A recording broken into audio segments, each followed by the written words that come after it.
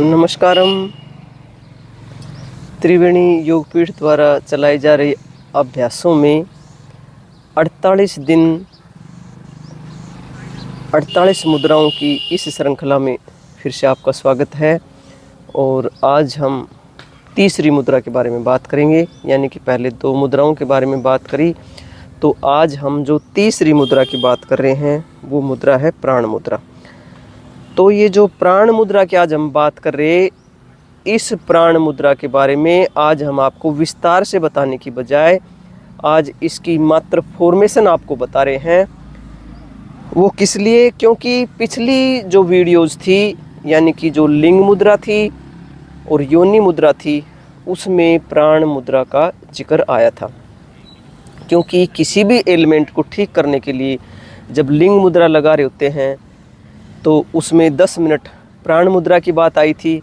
और इसी तरह योनि मुद्रा में भी जब महिलाओं में मीनोपॉज की स्थिति की बात आई थी, यानी मीनोपॉज के लिए जब हम योनि मुद्रा लगा रहे थे, तो उस वक्त भी हमने 10 मिनट प्राण मुद्रा लगाने की बात करी थी।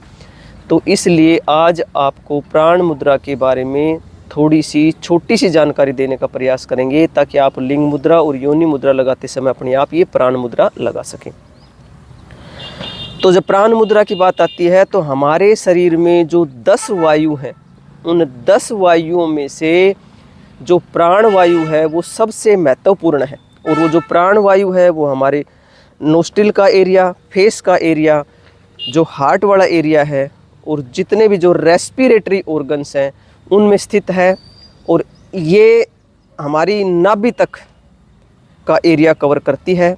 तो इस तरह प्राण मुद्रा का बहुत महत्व हो जाता है इन एरिया के लिए जब हम काम कर रहे होते हैं।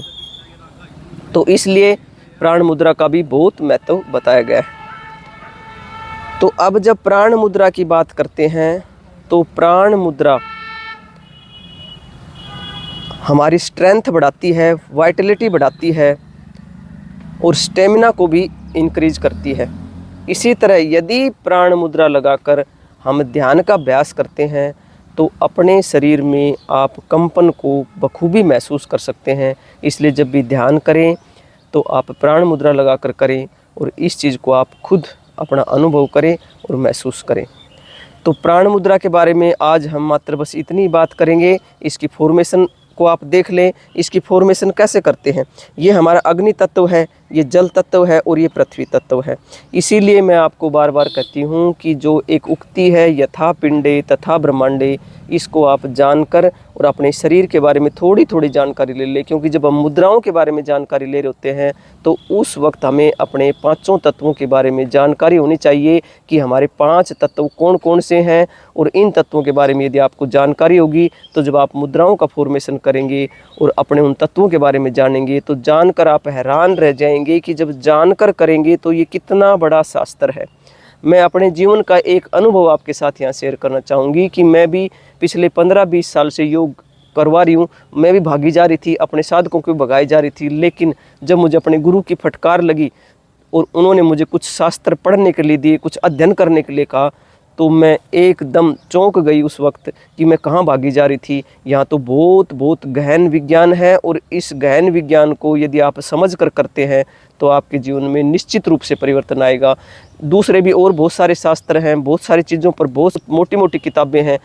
वो हमारे गुरुओं ने, ऋषियों ने, मुनियों ने ऐसे ही थोड़ी लिखी थी। वो 2 लाइन में भी तो इसको ख़त्म कर सकते थे, लेकिन उन्होंने विस्तार से जो भी शास्त्र लिखे हैं उनमें बहुत गहन जानकारी है। तो मैं तो आपको भी कहूँगी कि कुछ मोटी मोटी जो जानकारियां हैं जो हमें लेनी चाहिए, उनकी किताबें आपके घर में होनी चाहिए। तो जब मैंने मुद्रा विज्ञान के बारे में पढ़ा, कुछ अध्ययन किया, अपने गुरु से जाना, तब मुझे पता चला कि इनका जीवन में कितना महत्वपूर्ण योगदान हो सकता है।